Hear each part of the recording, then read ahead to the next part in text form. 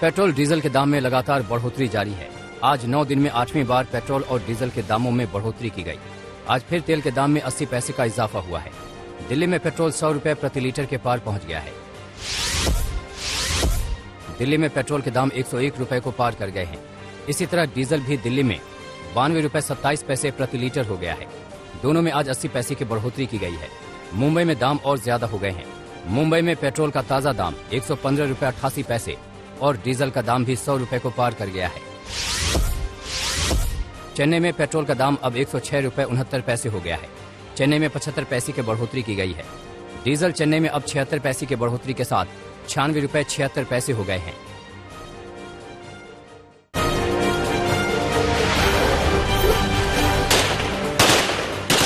कश्मीर के श्रीनगर में रैनावारी इलाके में आज सुबह आतंकवादियों और सुरक्षा बलों के बीच एनकाउंटर में 2 आतंकियों को ढेर कर दिया गया। देर रात ये एनकाउंटर जारी था और सुबह होते होते 2 आतंकी मारे गए। पुलिस और सुरक्षा बल फिलहाल इलाके की तलाशी ले रहे हैं।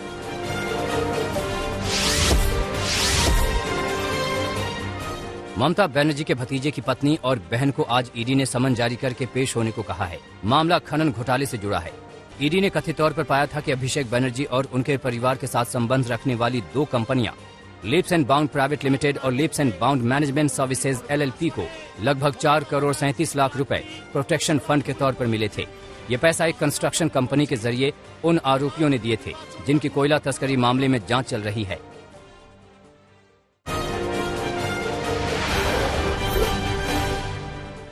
पश्चिम बंगाल के बीरभूम में हुई हिंसा को लेकर बीजेपी का ममता सरकार पर हमला जारी है। बीजेपी प्रवक्ता संबित पात्रा ने कहा कि जिस तरह से 8 लोगों की दर्दनाक हत्या हुई उसे हमने लोगों के सामने रखा।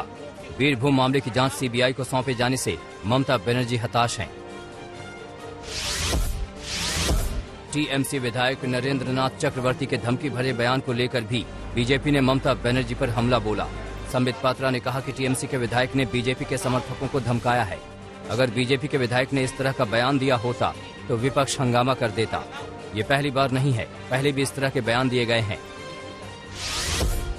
Where are all the torch bearers of democracy today when one of the member of legislative assemblies of Trinamool Congress has threatened the BJP voters, not BJP karyakartas, BJP voters, that if the voters come out of their home and vote for Bharatiya Janata Party, the consequences are going to be dire. So where are all those harbingers of democracy today? ये तालिबानी मानसिकता Congress party का ही हो सकता है, ये किसी और का विचारधारा नहीं हो सकता है। इलेक्शन कमीशन इसको संज्ञान में ले, ये भारतीय जनता पार्टी जरूर चाहती है। तृणमूल कांग्रेस के विधायक नरेंद्र नाथ चक्रवर्ती के वोटरों को धमकाने के मामले में पश्चिम बंगाल बीजेपी के सांसदों के दल ने चुनाव आयोग से मुलाकात की।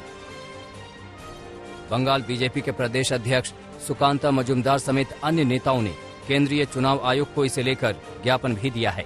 मुलाकात के बाद सुकांता मजूमदार ने कहा है कि चुनाव आयोग ने TMC विधायक के खिलाफ एक्शन का भरोसा दिया है। पश्चिम बंगाल की मुख्यमंत्री ममता बनर्जी ने गैर बीजेपी शासित राज्यों के मुख्यमंत्रियों और विपक्षी नेताओं को चिट्ठी लिखकर बीजेपी के खिलाफ साथ आने की अपील की। CM ममता बनर्जी ने चिट्ठी में लिखा कि केंद्र की मोदी सरकार ED, CBI और आयकर विभाग जैसी केंद्रीय एजेंसियों का दुरुपयोग कर रही है। बीजेपी इसका इस्तेमाल कर राजनीतिक बदला ले रही है। हमें बीजेपी के इस कदम का विरोध करना चाहिए। समाजवादी पार्टी के विधायक दल की बैठक में बुलाए न जाने को लेकर शिवपाल यादव की नाराजगी बढ़ती जा रही है। शिवपाल यादव ने न अभी विधायक पद की शपथ ली और न ही समाजवादी पार्टी की ओर से बुलाई गई सहयोगी दलों की बैठक में शामिल हुए। दरअसल विधायक दल की बैठक में न बुलाए जाने के बाद से ही शिवपाल नाराज बताए जा रहे हैं। शिवपाल यादव ने कहा था कि वो समाजवादी पार्टी के सिंबल से चुनाव जीते हैं, ऐसे में उन्हें विधायक दल की बैठक में बुलाए जाने की उम्मीद थी। हालांकि SP के प्रदेश अध्यक्ष ने शिवपाल यादव को सहयोगी दल का अध्यक्ष बताया था।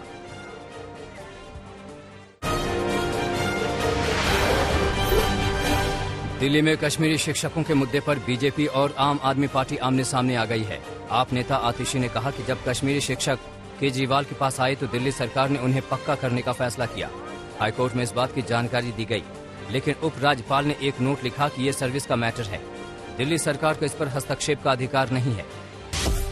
आम आदमी पार्टी की सरकार, अरविंद केजरीवाल जी की सरकार कैबिनेट में डिसीजन लेती है, कोर्ट में बताती हैं हाई कोर्ट में कि हमने इनको रेगुलराइज करने का डिसीजन ले लिया है, तो एलजी साहब उस कैबिनेट के डिसीजन के बाद कहते हैं कि इस पर दिल्ली की चुनी हुई सरकार और अरविंद केजरीवाल जी का कोई हस्तक्षेप नहीं होगा, जो भी निर्णय होगा एलजी ऑफिस द्वारा होगा। भाजपा ने कश्मीरी पंडितों के रिहैबिलिटेशन का विरोध किया है, उसके खिलाफ काम किया है, उनकी नौकरियां पक्की होने में हर अड़चन डाली है। असम और मेघालय की सरकारों ने 50 साल पुराने सीमा विवाद को दूर करने के लिए ऐतिहासिक समझौते पर हस्ताक्षर किए। गृह मंत्री अमित शाह की मौजूदगी में असम और मेघालय के मुख्यमंत्रियों ने इस समझौते पर हस्ताक्षर किए। इस समझौते के बाद दोनों राज्यों के बीच मतभेद के बारे में से 6 क्षेत्र पर विवाद सुलझा लिया गया है। समझौते के बाद असम के मुख्यमंत्री हेमंत बिस्व शर्मा ने कहा कि यह हमारे लिए ऐतिहासिक दिन है। इस समझौते के बाद अगले 6 से 7 महीनों में बाकी विवादित स्थलों की समस्या का समाधान करना हमारा लक्ष्य है।